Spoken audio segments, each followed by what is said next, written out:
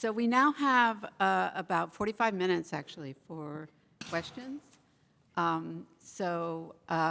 Just reminding folks, if you're sitting in the chairs, mic will be brought to you. Just signal me if you have a question. I'll put you on the queue if there is a queue. If not, I'll just call on you. We'll just get started now with, I think Tim is gesturing. Are you? I am. Okay, get the mic. Okay, well, amazing talks. It's the first question of the conference, so it's very much a softball question. First of all, I mean, both of you are, I mean, I'd like to just ask a question, first of all, to Mohamed. And it's really about the concept of the cosmos, obviously. And there seems to be an element of the between. I mean, I was thinking constantly, you were using the term between being and non-being, between immanence and transcendence. Fascinating proposition that immanence, the distinction between immanence and transcendence, should be dissolved.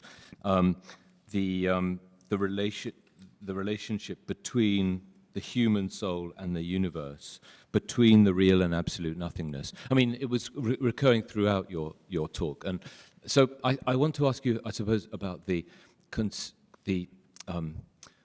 guess the conceptual sort of like substance of the between in your analysis of the cosmos.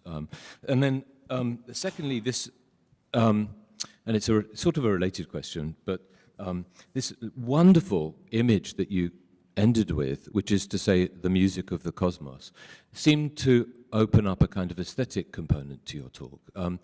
I mean, not an aesthetic component, but a dimension of your project that touches aesthetics. And I wanted to know what particularly in the light of Paula's talk, whether there is a conversation there to be had about aesthetics, and in particular whether what you're talking about here is something like a between of aesthetics and science. And that sort of led me also to start thinking about Paula's kind of also really fascinating project. Because it's also a kind of imagining. Both of you are trying to imagine a certain kind of relation, a certain relationality, a certain betweenness. I think I see that in Paula's talk also. A form of, a question. How to turn the gears of robotics into a decolonizing revolution. And so I wanted to ask you, Paula, also then, and you're also, I think there's something very similar in what you're doing with Mohamed's project. The idea that it is impossible to confine this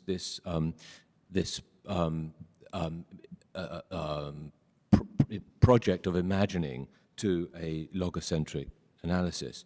So it seems to me that you're also trying to, in a way, fend off the appropriation of your imaginative project from the appropriation of the discourse of aesthetics, which is one form of the logocentric imagination. So I wanted to sort of ask you also to maybe comment on that dimension of it. Thank you so much. Thank you, Tim, for your comments. I'm going to try and be brief. Regarding your first question, I always think about the fact that when you go in one place, it always doubles itself, so to speak.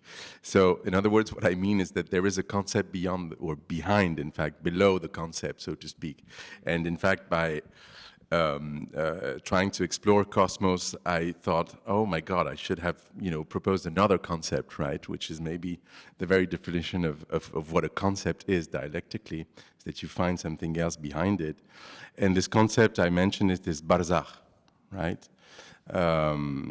Which is an interesting concept to the extent that you give justice to the concept. That is to say, it's more than just, oh, you know, haha, we're something in between, or in between spaces and so on. Of course, this is one of the translations for sure, and I did use it, and you were right to emphasize this. But I'm trying to do justice to this concept, basically, because I'm trying also to, you know, take, you know, calls for decolonization seriously, decolonizations of knowledge, but I'm trying also to, instead of just making it programmatic, to just, you know, try and in fact start from somewhere else than from, you know, usual quotes or usual references from European philosophers.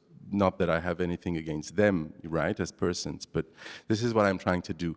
Also, it comes from, I want to emphasize that, because it's not that I was just alone in trying to make that move, is that in specific areas of anthropology, this concept has become more and more important for especially anthropologists who work on dreams in, you know, in the context of, you know, some countries in North Africa and also South Asia. And if you want to take the experience of dream and the narratives of dreams, simply how people think about their dream, talk about their dreams, you have to take seriously the fact that they don't see their dreams as something that they have or that is simply in their mind, but comes from elsewhere, right?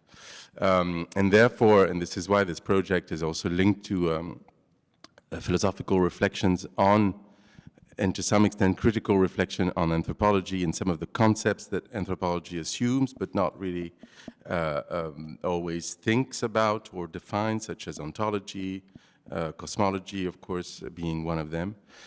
This is where it comes from, right?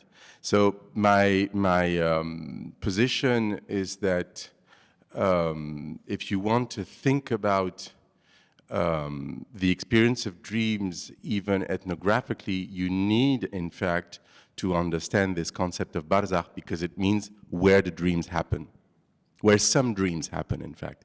Because there is an understanding, for sure, that some dreams come from our desires, right? Some of them, right?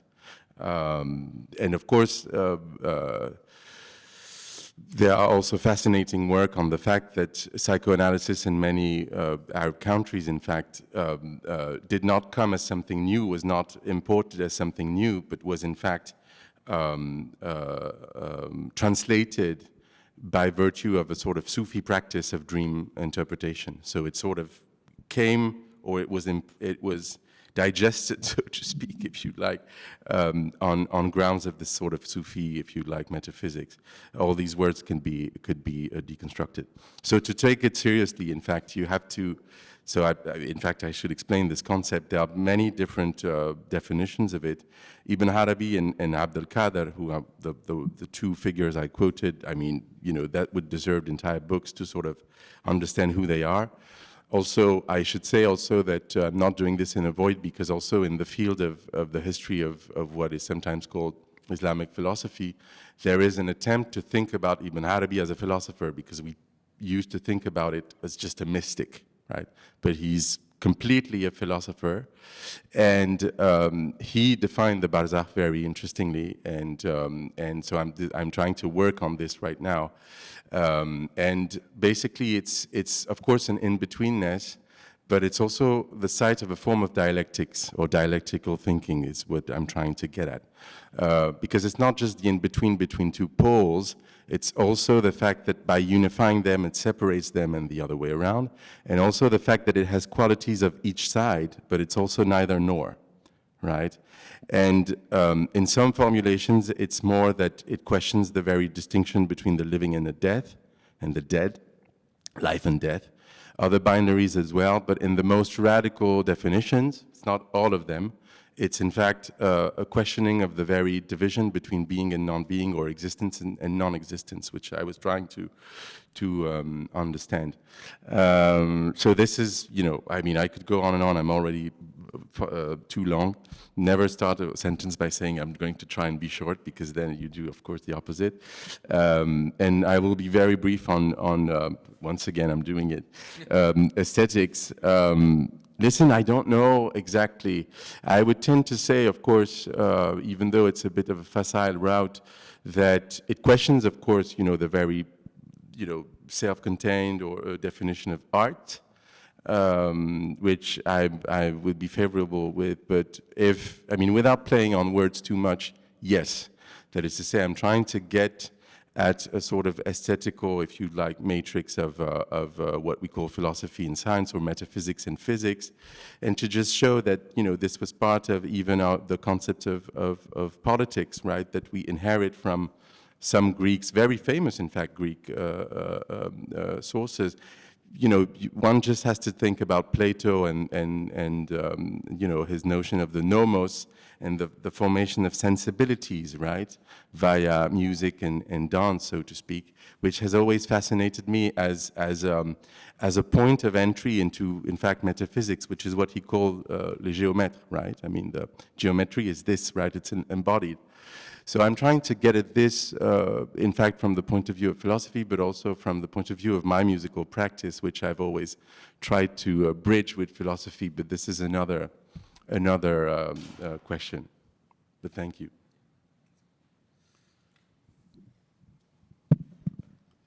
So there were.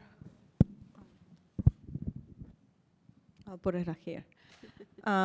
I guess there were a few questions that you were asking. Maybe I just go off the art or whatever, that started question that you just brought in. And I guess this is pertinent because this is an art project. This is an artistic project, although it's also a technological development project. So it's through technology being developed at the same time.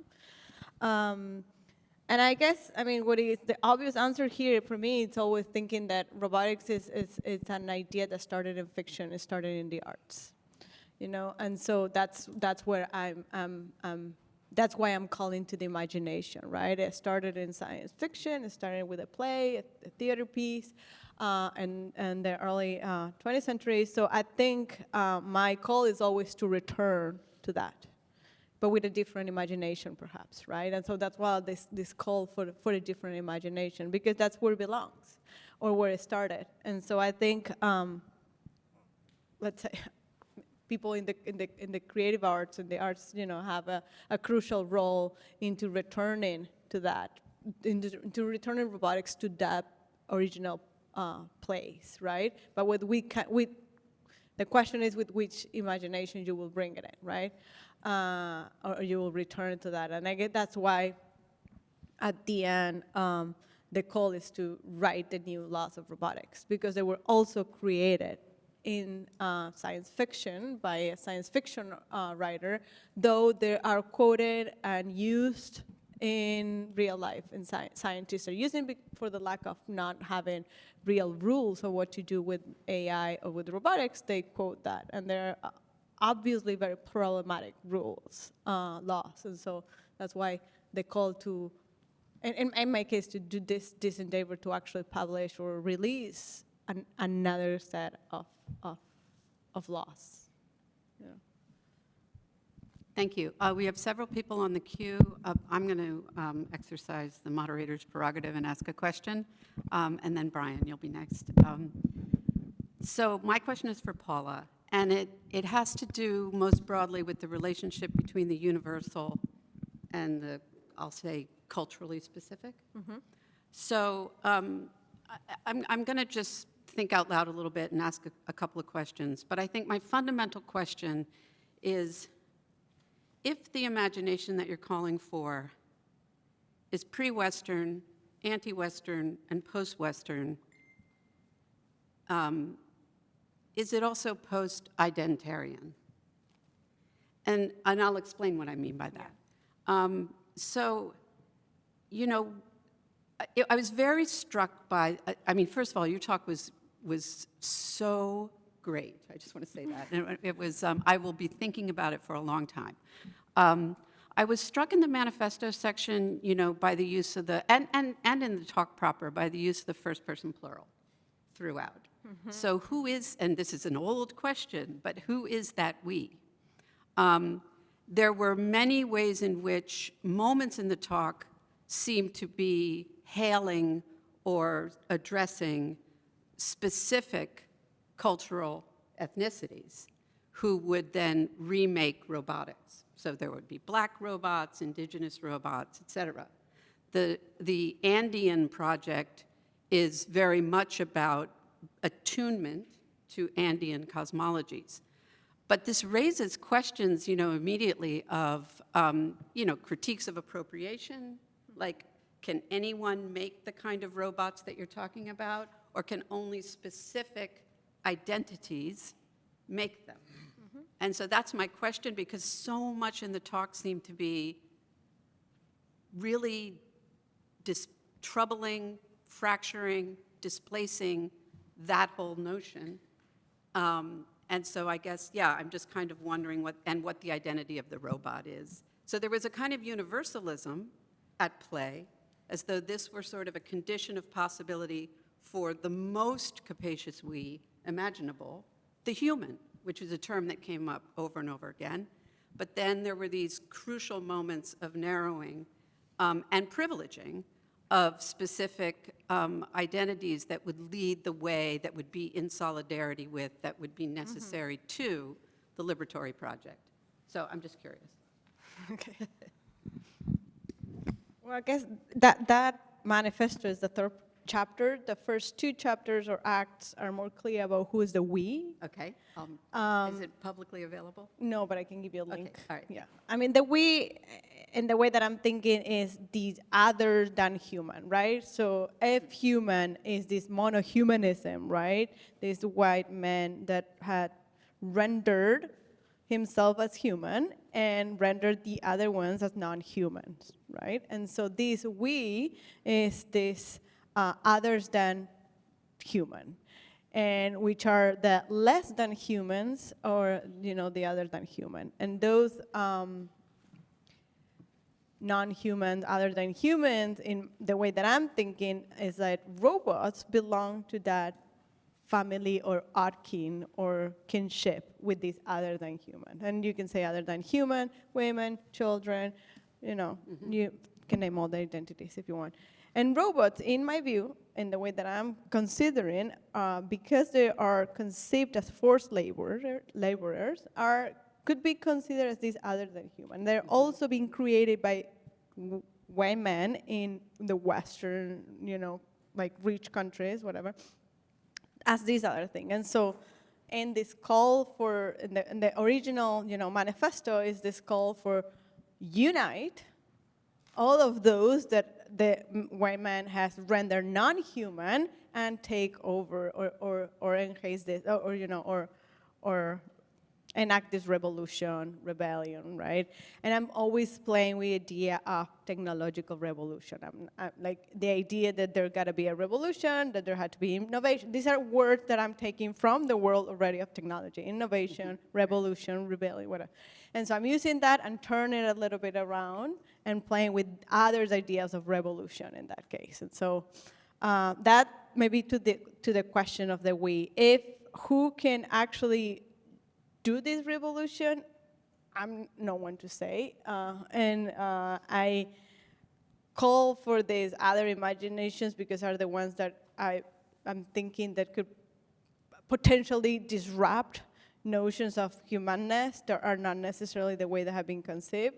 And so they can also disrupt other ways of making with technologies. They're not necessarily foregrounding the program of rationality, of purposiveness, you know, of goal-oriented machines that have a purpose. And at the same time, it could foreground maybe ways of making robots, as I say, you know, like I always call that robotics have these three eyes, you know. They were created for this, like, with the purpose: exploitation, extermination, or an extraction, the 3 E's, I call them, right? And so how we could turn that and think about other goals, you know? And the arts puts all of that into question, because what is the goal of art? I mean, I don't know, you know, what is the mission? And so in terms of the Andes project, that's a question. I mean, I've tracked and I know of different projects of people working in robotics in a very disruptive way in that sense, you know. And so I think these robots are here. And the Andes project was for me 3-4 years after the manifesto way of putting that into practice. Yes, if it speaks about, you know, identity, yeah, with my hometown, in my hometown, with my people, you know, so in that sense, yes, it's very identitarian. It has to do with my own locality, let's say. Yeah. Wonderful. Thanks so much. Brian. Thank you so much for both papers. I was quite surprised, in a sense, as being part of the group that helped put this together, and we sort of tried to link different papers, but this was very closely synced and connected, and I really appreciated both of them. Let me ask Paula first, a kind of rider question on the back of Amanda's set of questions, and much simpler. What would a decolonial robot do that would be decolonial and different? What would, I mean, thinking aloud, you know, I'm thinking about, you know, Marx's notion of human beings, you know, fishing in the morning and playing chess in the afternoon. I know I'm doing damage to Marx here, but essentially, is this the avenue through which we eventually liberate ourselves from labor? And in doing that, do we then exploit our robots? Is the concept of exploiting to be applied to robots as well? So the question simply is, what do robots do that is decolonial robots do that is decolonial? And how do you see, I mean, what did your robot do in crossing the Andes that was different from San Martin's crossing to make it exceptional and meaningful? So that's the question to you, Paula. And the question to Mohamed is really, I don't know if you've linked into this particular discourse. You didn't mention it in your talk. First of all, I really do appreciate the notion of music and the cosmos. There's an entire discourse, you know, stemming from avant-garde jazz. Stefan Alexander brings it up Stefan, who is here at Brown, brings it up in his book, The Jazz of Physics, that Coltrane was on the verge of making critical linkages between the cosmos and jazz, and he drew this famous diagram that made those linkages. And of course, if you think of Pharoah Sanders and the Creator has a master plan, and Alice Coltrane in particular, there's a whole body of thought that sort of builds on that, and I've only mentioned 3 of many, that resonates with what you're saying. So the simple question is, are you in touch with Stefan at all? And if not, you should be. I have to think about this, but the quote that I read at the beginning, it was the Wayne Yang quote that it was, I think it was going off the, you know, Audre Lorde's quote about dangerous machines. I was reading when I was putting this together, and I was like, okay, this makes sense, because it really talks about your own decolonizing operation. Like, it just brings you to what is your own decolonizing, or what it means to you individually, and how you can build those machines for your own specific decolonizing operation. So in that sense, I think to your question about how this robot did it different to San Martin, I mean, obviously, because this was like in my head, or in the way that it is, it's kind of like a poetic crossing of the Andes, and it had nothing to do with actually decolonizing as San Martin did, you know. Yet we can argue that San Martin's decolonization, or the first wave of decolonization in Latin America, is a completely failed decolonizing operation, because it set up, we still had a very colonial system in place anyway. And so to me, it was a way of thinking about what was in my place, in my locality, this gesture that was decolonized. You know, it was like a gigantic, kind of like epic collective endeavor that I could find that could be just the seed to speak about this and technology. You know, it was nothing more than that, and return to that place to actually do it with the people in the place. And to me, that was kind of like the opening, and that's why I'm still like, to the point of like Brian, like how it's difficult for me to like speak about this. This just happened, and I'm still reconciling on what just happened. It was 2 years of intense labor to get us there, and then the 10 days we were in the mountains doing this was extremely intense. And so I'm still trying to understand what just happened, and how all your questions, I think, are the questions that I'm like struggling and thinking, and how I'm going to present this project. Because what you just saw, it's like I had 10,000 pictures. I didn't know what to show today. And so it was like I put those clips and whatever, and said, I think this is my question now, right? And how we could translate this into something else that is a different project, that is a different decolonizing project. The idea of, I'm very specifically talking about the idea of liberation, of robots' liberation in the very traditional way of like, you know, robots as forced labor, they're trying to liberate and from their masters who is enslaved. That metaphor is always there, so it is very easy to draw those connections. And I think the powerful thing about this project maybe is that because it's a robot and everyone relates to robotics, for whatever reason, everyone seems to know what it is, it brings these questions in a very easy way to talk about it. And it happened in the town where they haven't ever seen a robot before. Yet, they were ready to talk about liberation, they were ready to talk about enslavement, they were talking about forced labor, as if it was something that they knew how to talk about it. But because a robot is so simple in the way that, and we all seem to know what it is, children, an old person, you know, it doesn't matter. So I think it's that kind of like operation to bring into questions this, but how did it different to San Martin? Well, definitely did not liberate anything. Thank you. I just want to say very quickly that I don't want my question to be interpreted as an attempt to collapse the practical into the poetic. I think bravo to the poetic in its own right, that you did it as a metaphor or whatever. I mean, that opens up so many avenues to then begin considering all of these practicalities.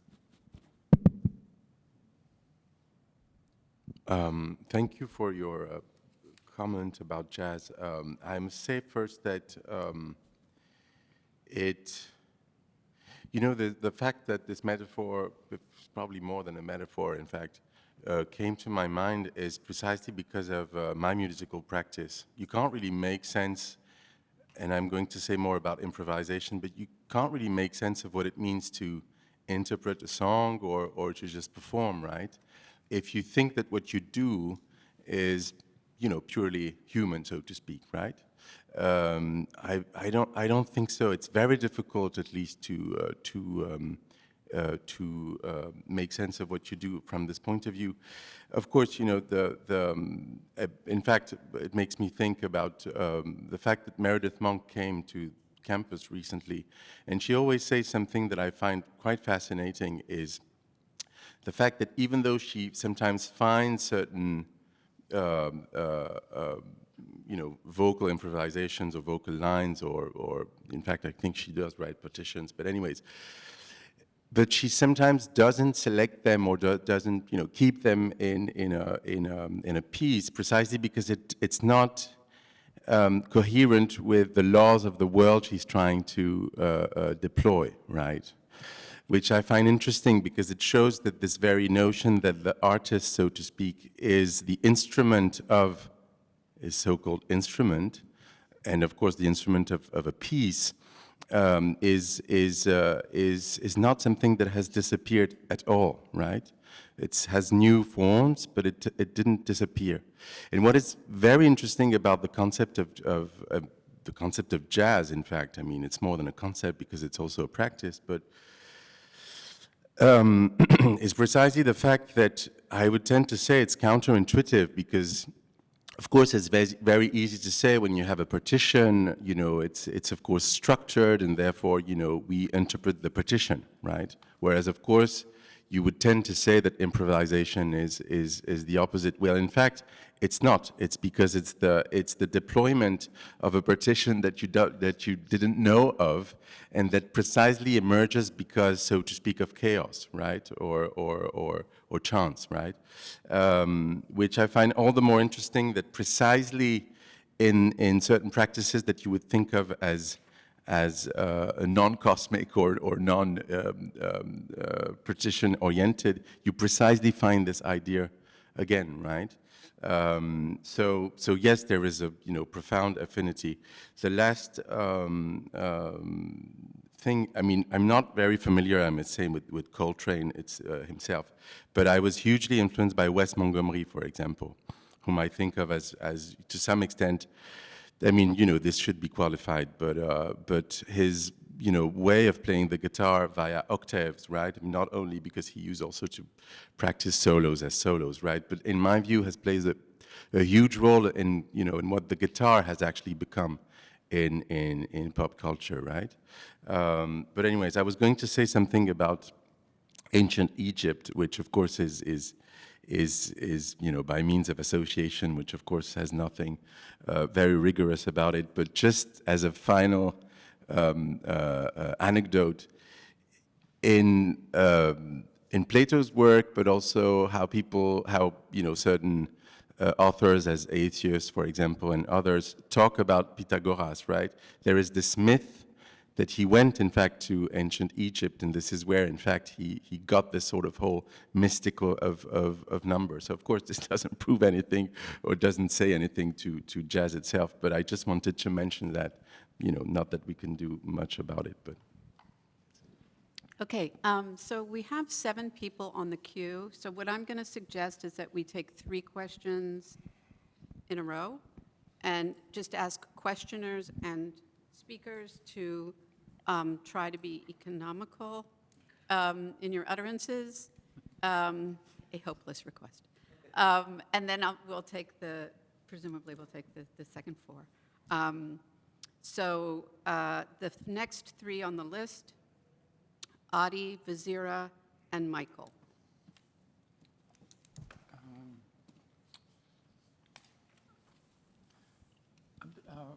I have a question for each. It was really wonderful.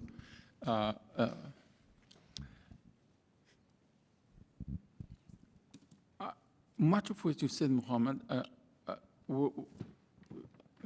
resonated in my mind with a book with which I was really invested recently, The Sense of the World by John Clancy, where the world is defined by being not a cosmos. And cosmos in the usual understanding of a closed and ordered universe. Now, and many of the intuitions and metaphors, even including music, are there as well. So I was thinking about two things here. One is that there is a lot of work of translation that need to be done. I mean, not new, because you have your own project, but a lot of work of translation of terms that are used in this context and mean very different things, but do the same kind of work.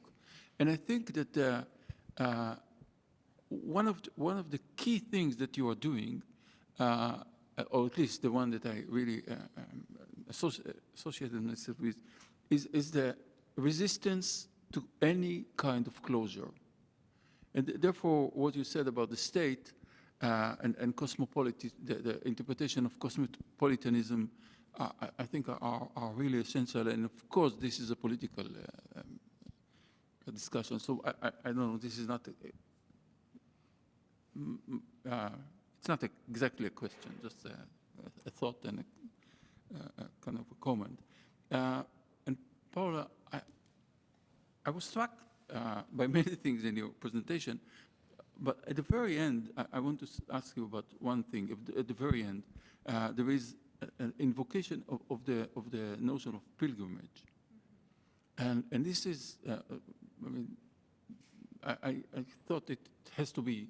There's more to be said about it. Pilgrimage, consecrate, there is a privileged place of the pilgrims. There is a very specific relation to the transcendent or to something else in this place, and it is certainly not universal or not something that all robots would join this pilgrimage. So I wonder, and one last minor thing, which I think is essential, that I learned from your talk, is that the liberation of the robot requires a huge amount of time. And it is, from the point of view of everyday life, it's a huge amount of time wasted. So this is the beginning of any liberation, to be willing to waste time. And that's why we are here, I think. Bazira. Thank you. Both the papers were, as has already been said, incredibly beautiful. But especially, I want to say, having heard about Paula's expedition, but now actually getting to see it was quite special. One of the words from Mohamed's paper that struck me was this thinking, this dissolution of divide or boundary between the mystical and the scientific. And I wondered if mystical might be something that you might think about, something that takes over the mysticality of the robot, and moments when it was very hard to give an account of the experience as you were going through it and thereafter. It seemed like when it came to thinking with slavery, the robot, you suggested, allowed people to draw upon a lot of different kinds of ways of speaking of it.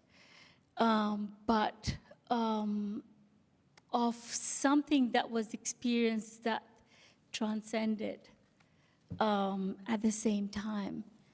And that was harder to give an account of, might be tied to a conception of freedom that might be hard to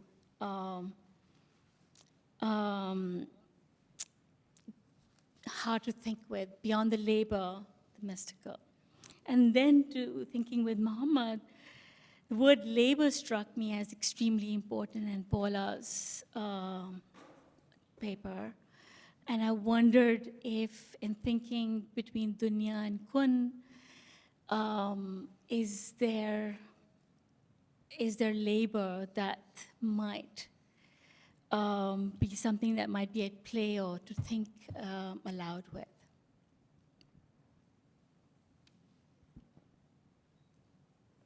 And Michael Berman. Yeah, thank you both so very much. Amazing, so provocative in the morning, an amazing way to start. I have a question for each of you. I'll try to keep it really short and simple. Paula, I really appreciated your presentation, but also your answer to Brian's question about uniting all that has been rendered non-human by the white man, right? And that the robot is included in that, but also through this amazing process of actually creating the robot and carrying and moving the robot and letting the robot move, allowing the robot to do the work of bringing everybody together in that way, right? There's a real concrete unification.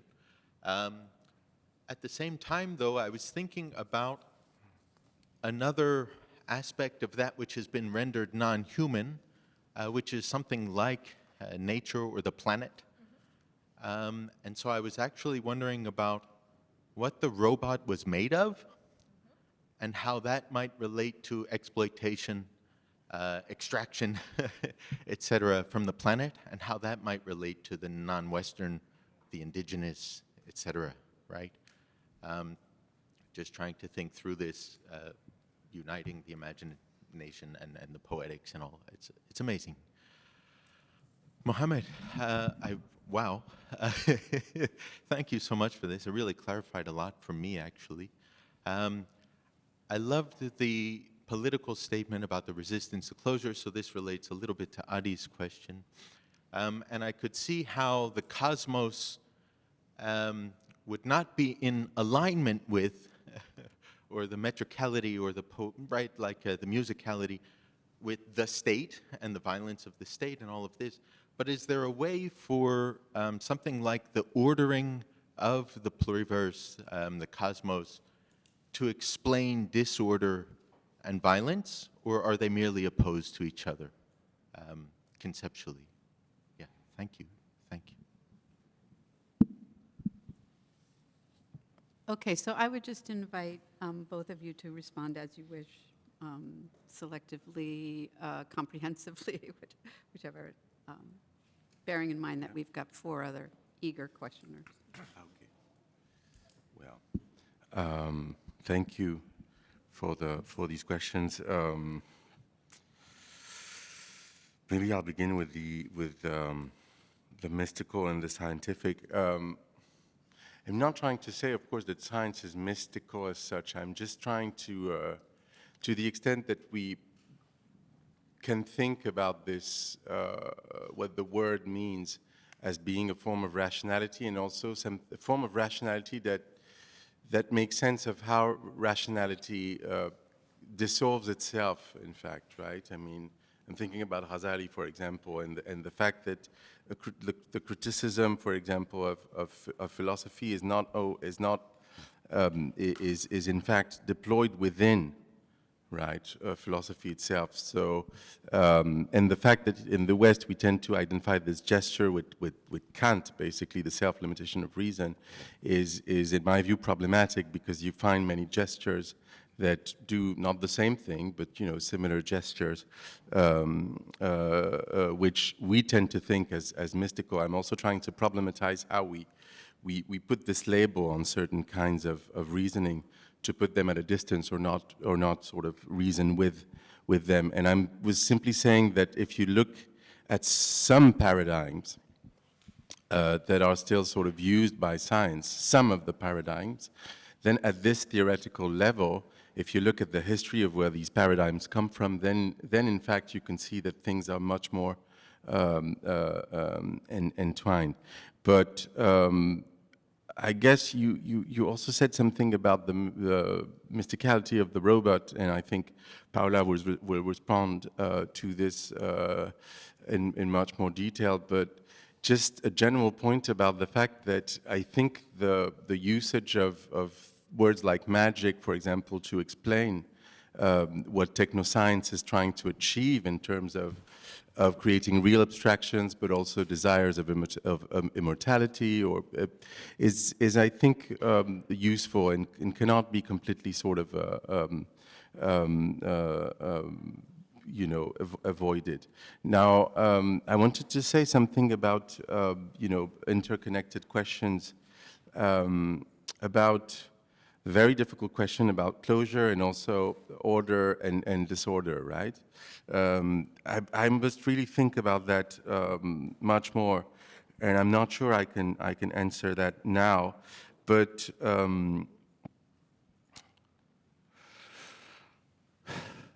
yeah, what is quite sure in my view as for now is that I don't think, and this is a very general answer, of course, but I don't think that words such as order or even the figures of the one, for example, or in fact the figure of transcendence and the valorization of immanence, these are gestures that we tend to assume as liberatory by virtue of being what they are, that stem from, you know, a very important critical tradition, which to some extent I'm indebted to, right? Because call it critical theory, I guess. But I want to move away, you know, from this tradition by simply questioning these kinds of assumptions that sometimes don't help us think, right, and produce the opposite of what they're supposed to do. That is to say, they can function as precisely closure. That is to say, you shouldn't go there because there is whatever, theology, power, authoritarianism, and so on and so forth. So yes, provocatively, I sort of use certain themes, right, to sort of trouble this orientation a little bit. But yeah, I guess I should. I was going to say a bit more about Kun and labor, but I'm not sure I understand the question completely, Razira. So, but yes, it's a labor in the sense that it's not a fixed sort of entity. But maybe we'll talk about that more. So yeah, thank you. And Adi, just you have to tell me about this book because I found 3 authors. So obviously there are 2 books, and I didn't hear the name of the author of The Sense of the World. Nancy. Ah, Nancy. You know, last time we saw each other, you said the same. That is to say, one of the things you say are in Nancy. So I should really read it. So really quickly, trying to answer. So I appreciate your paying attention to the idea of a pilgrimage. That really came when I was putting together this, and I never thought of that before until I was watching what I had, and I was like trying to think about, you know, I always refer this as the expedition because that's the technical word. It was an expedition, and so before going into the mountains, I was talking about the expedition, this. And this last week, I realized this was not an expedition necessarily, and it was a pilgrimage.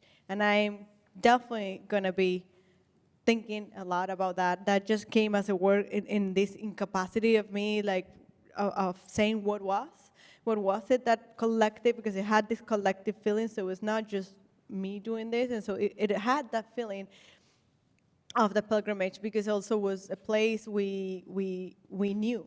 It was a place that we have always talked about, that for the people in the town, you know, it was this very important place. So it had this, all these meanings that kind of like in a pilgrimage you would do, right? And so then there was this, the removal of the end goal as well, that it was kind of like implicit in this, what is the goal of doing a pilgrimage, you know? And so by removing that, I have to think about a lot about that because I really think there's something there in the way that we did this operation, let's say.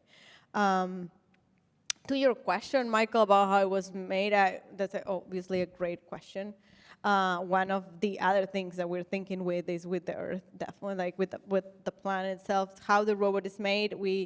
And this is like something I try to do in my practice of making robotics, is how I can integrate local materials. So to the practical, you know, technical sense, yes, the robot's made out of a bamboo cane that's local.